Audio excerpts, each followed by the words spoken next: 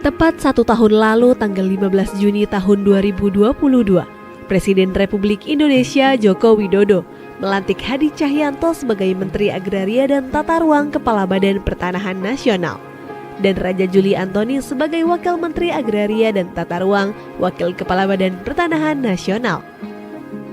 Terdapat 3 amanat dari Presiden RI yang ditugaskan kepada Menteri ATR Kepala BPN dan Wamen ATR Waka BPN terkait bidang pertanahan dan tata ruang. Antara lain, percepatan pendaftaran tanah sistematis lengkap, penyelesaian sengketa dan konflik pertanahan, termasuk pemberantasan mafia tanah, serta dukungan terhadap pembangunan Ibu Kota Negara Nusantara. Selama setahun ini, Kementerian ATR BPN pun terus melakukan akselerasi program PTSL dengan berbagai macam terobosan, mulai dari peningkatan pelayanan pertanahan, kolaborasi dengan berbagai pihak, hingga mendorong keterlibatan aktif masyarakat.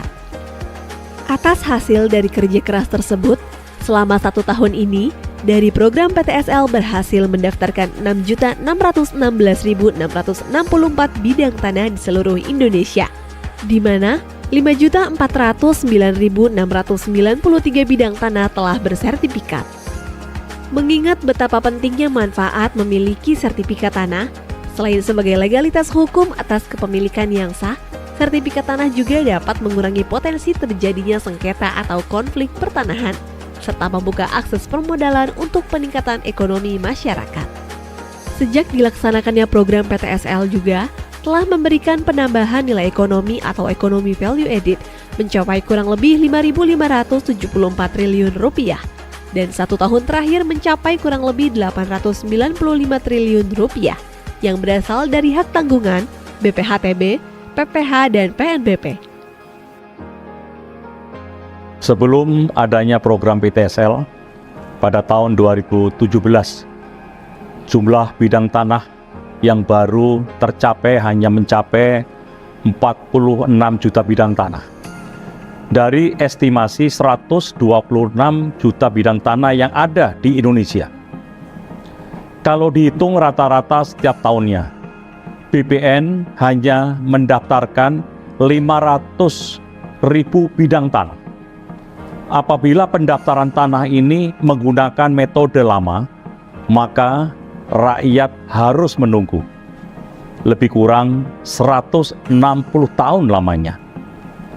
Berkat program PTSL yang saat ini tercatat jumlah bidang tanah yang telah terdaftar sebanyak 103,1 juta bidang tanah dan 85,8 juta bidang tanah telah bersertifikat. Percepatan program PTSL dimulai dengan menggerakkan partisipasi masyarakat untuk berperan aktif dalam menyiapkan berkas pertanahan secara mandiri. Hal itu berguna untuk membantu petugas pengumpul data pertanahan. Selain itu, Kementerian ATR BPN juga aktif mengkampanyekan gerakan masyarakat pemasangan tanda batas atau gema batas untuk memudahkan petugas ukur dalam melaksanakan pengukuran tanah. Kementerian ATR BPN juga berkomitmen melegalisasi tanah wakaf dan rumah ibadah melalui Gerakan Nasional Sertifikasi Rumah Ibadah dan Pesantren, agar aset tersebut terhindar dari potensi hilang, terkena sengketa atau konflik. Konkretnya, Kementerian ATR BPN telah membuat nota kesepahaman dengan berbagai organisasi keagamaan untuk memudahkan sertifikasi tanah wakaf dan rumah ibadah, sehingga umat beragama dapat melaksanakan kegiatan keagamaan secara aman dan damai. Selama setahun ini, Kementerian ATR BPN telah berhasil mensertifikasi 36.149 bidang tanah wakaf dan rumah ibadah seperti masjid, gereja, vihara, dan rumah ibadah lainnya. Jumlah ini meningkat dari tahun sebelumnya yang mencapai 25.140 bidang tanah di tahun 2021 dan 13.858 bidang tanah di tahun 2020. Kami, Kementerian ATR BPN, memiliki komitmen untuk mensertifikasi rumah ibadah apapun di mana nama Tuhan diagungkan tanpa terkecuali dan tanpa diskriminasi. Kementerian ATR BPN juga mendorong percepatan sertifikasi aset-aset BMN, BMD, BUMN, dan BUMD. Hal ini dilakukan sebagai mitigasi penyalahgunaan aset yang dapat mengakibatkan kerugian keuangan negara. Dalam 1 tahun, Kementerian ATR BPN telah menyelamatkan aset-aset negara melalui program sertifikasi tanah-tanah aset dengan estimasi nilai mencapai kurang lebih 643,9 triliun rupiah.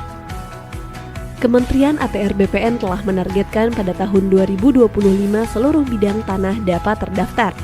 Tujuannya agar mewujudkan Indonesia lengkap di mana seluruh bidang tanah telah terdaftar dan terpetakan. No gap, no overlap. Dimulai tahun ini, Kementerian ATR BPN telah berhasil melahirkan kota dan kabupaten lengkap, di antaranya Kota Denpasar, Kota Bontang, Kota Madiun, Kota Tegal, Kota Surakarta, Kota Yogyakarta, Kota Administrasi Jakarta Pusat, Kabupaten Badung, Kota Administrasi Jakarta Utara, dan Kota Administrasi Jakarta Barat. Ada sedikit cerita pengalaman saya saat melakukan kunjungan kerja turun ke lapangan di awal menjabat. Banyak sekali keluhan yang saya dengar langsung dari masyarakat terkait mahalnya biaya pelayanan pertanahan. Setelah dilakukan pengecekan, ternyata salah satu penyebab mahalnya biaya karena masyarakat tidak dapat mengurus sendiri permohonannya. Jadi terpaksa diwakilkan karena sibuk bekerja.